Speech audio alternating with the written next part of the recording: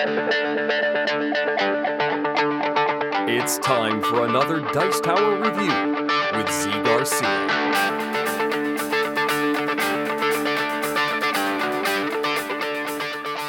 Hey everybody, today I'm taking a look at Timebomb II. Now this one here is a social deduction game in which some of the players are the SWAT members, some are the bad guys, the terrorists, and they are all vying for the win, trying to trick one another, trying to have their objectives accomplished and come out on top. Now of course, as it says Timebomb II here, it is a sequel to Timebomb, which was recently reprinted as Don't Mess with Cthulhu. I did a review of that just some time ago, so go check that out if you want to hear about that one.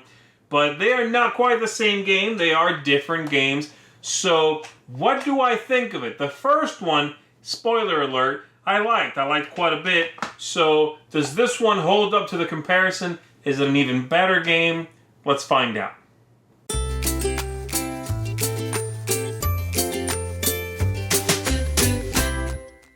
At the beginning of the game, we're going to set up groups of cards depending on the number of players that are playing the game. And so in this case, I'm going to play a game with 5 players, let's say. We are going to prepare sets of cards for each of the players. There would be 3 SWAT players, and there would be 2 of these terrorist sets of cards. And these are going to be dealt out randomly around the table so that everybody has one of these groups of cards and no one knows what anybody else has. So for now, I'm just going to do this, and these players would all take a look at this card, letting them know their role in the game, but they would keep that hidden, and then the rest of these cards make up their hand. So, same thing for everybody around the table in this case. So I'm just going to pull these back, and I'm going to flip over everybody's role. There we go. And then the final thing we need to set up is the buildings themselves. So in the game, we are looking for, and when I say we, I mean the good guys, because I would never be a traitor, of course. We are looking for the hideouts. In this case, there would be 3 of these cards. If we storm into these 3 buildings, we are going to win the game. The good guys want to stop that from happening, or they want the good guys to walk into that building, because it says there, it goes boom, and the players are going to lose.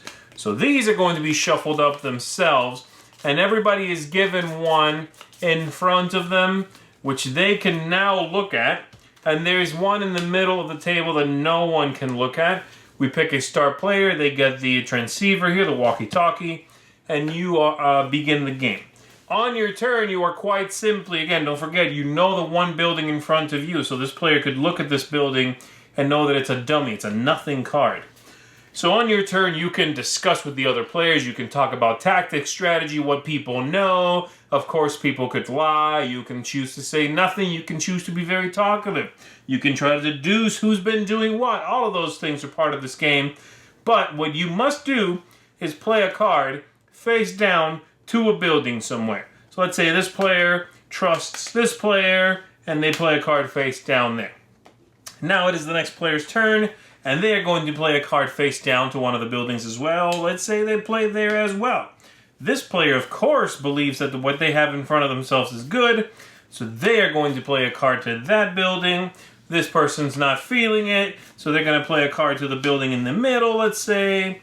And this player over here is going to play the 4th and final card to that building there. And once you play 4 cards to a building, then we are going to grab these, we're going to shuffle them up, so we don't know who played which card, of course. And then we're going to reveal them and see what happens at that building. Every SWAT card is a 0. It's a nothing, so it's good so far. So good, good, good, good. If the total is this, if you have all SWAT, meaning 0 bad points, then you are going to storm the building. And we would now flip this over, and we all just lost the game. That probably won't happen, but yes, it could happen.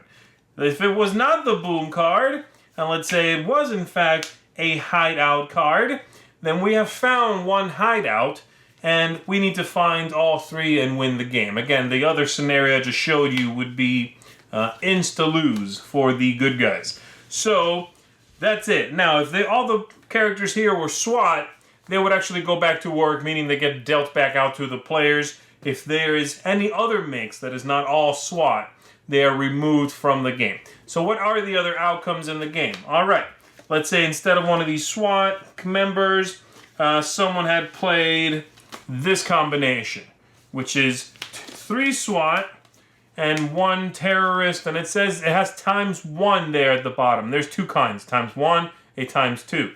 So the total here is 0001. Again, the higher numbers in this case would be bad. A 1 or a 2 would mean a failed attempt.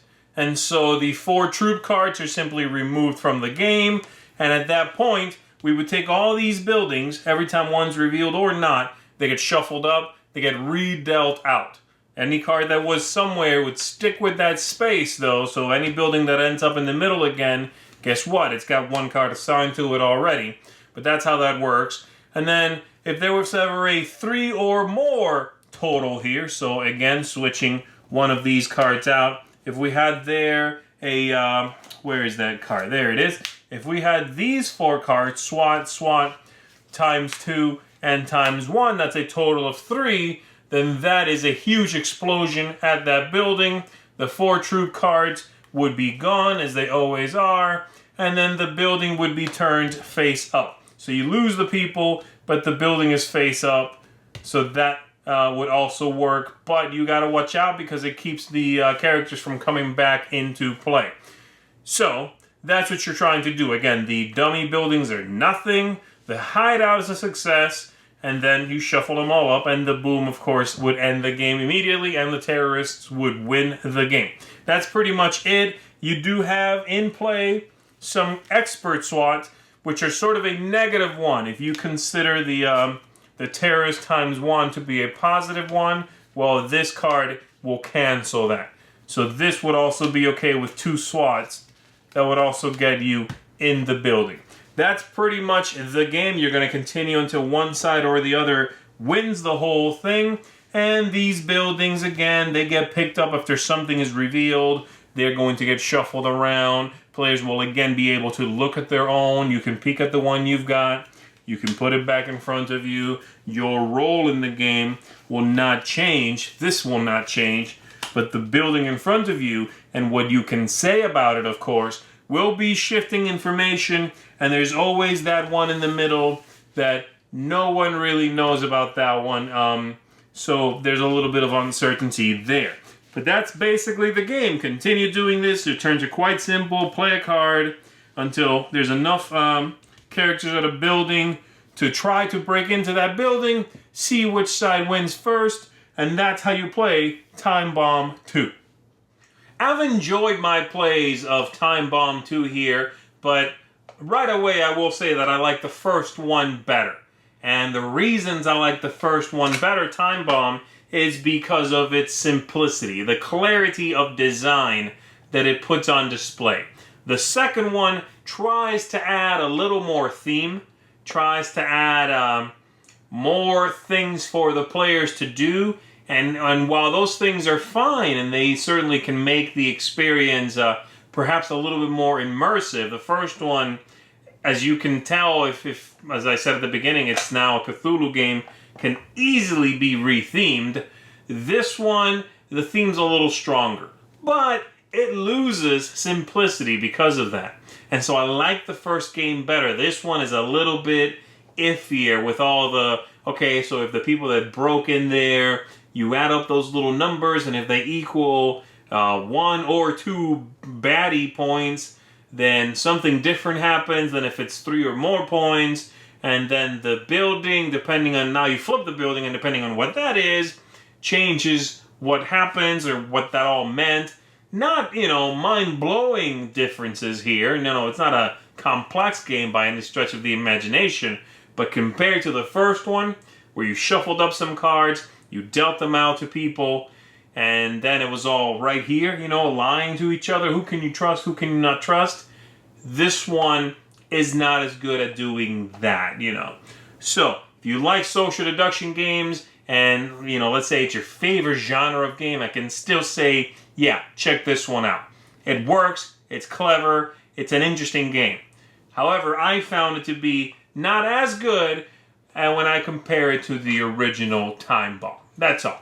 So there you have it. One that I would certainly suggest, but just to super fans of the social deduction genre. If you would not consider yourself that, then I'd say you can safely skip this one. Stick with the first one. Stick with the Resistance. Stick with One Night Ultimate Werewolf. There's so many of them that I think will fill a similar niche to Timebomb II here. Thanks so much for watching the Dice Tower videos. Find more great videos and reviews, as well as our top-rated audio podcast at Dicetower.com. You can also find other great shows at Dicetowernetwork.com. I'm Eric Summerer, and you've been watching The Dice Tower. The Dice Tower is sponsored by Cool Stuff Inc., where you can find great games for great prices. Cool stuff in stock. Check them out at CoolStuffInc.com.